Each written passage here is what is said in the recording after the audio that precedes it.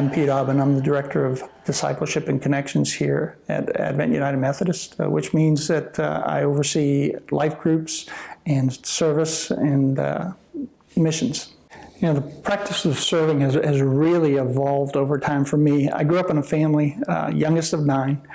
My dad was a contractor, and so from the time I was old enough to walk, I was out on the construction site picking up wood and just doing all sorts of things. And for me, starting out, service meant the things Dad told me I had to do. They were the chores, Mom and Dad, and so it was basically staying out of trouble is why I did service. It wasn't until later that I came to the understanding that helping people was service, and actually until I became a believer that I understood that service was actually a high calling, that Jesus himself said that he was a servant. In order to be a true leader, you had to be a servant.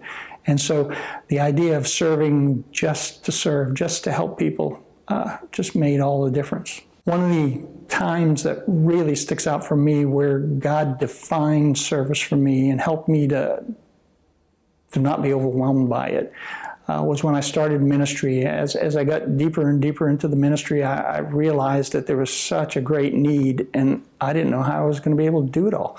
I knew God wasn't calling me to do it all, but it was hard to find people sometimes to walk alongside or to understand what direction I should go.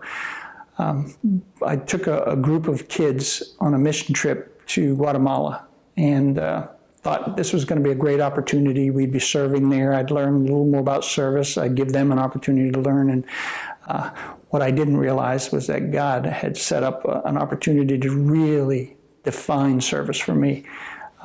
The mission group that we were working with took us out to the poorest part of Guatemala City, and it was a place called the Tracks. They were garbage dumps all around, and I've seen bunches of videos where you see the poor and it kind of breaks your heart, but I'd never been in a situation where all my senses were involved, where the sense of smell with the garbage dumps and the sense of touch with the little kids coming up to you and you wanted to hold your hand, and just the plight of the people. You could really feel the poverty there. And so when they took us to the Tracks, all along the tracks, as far as you could see, were these ramshackle huts that were just thrown together. There were pieces of tin, there were tires, there were cardboard, whatever they could find to just provide a shelter all along the sides of the tracks because it was government land and it was free, and so they could squat there.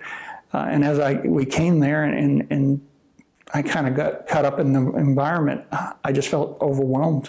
And I remember saying to God in my mind, God, why am I here? I can't make a difference. There were just too many people and there was too great a need. And I can't say that God speaks to me all the time this way, but this was one clear time where I really heard him.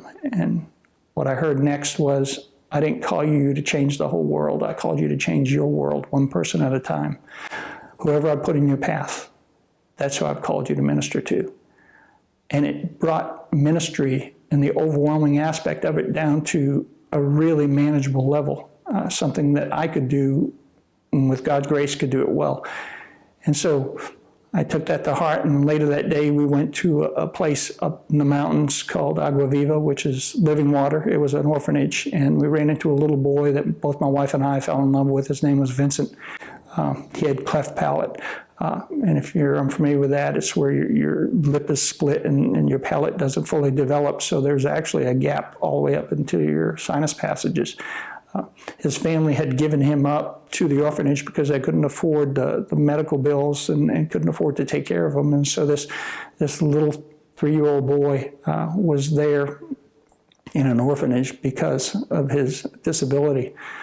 So we asked the people there, what would it take to get that fixed?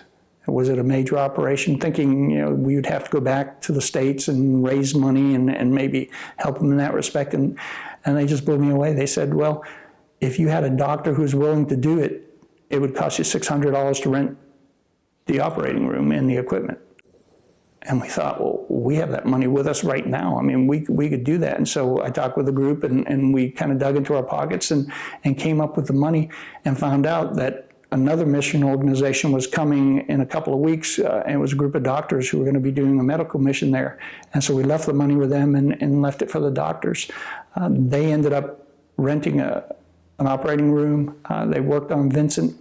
Vincent was ultimately reunited with his family. And it just became so clear to me that God didn't call me to change the whole world. He called me to change my world, one person at a time, and Vincent was that person at that time.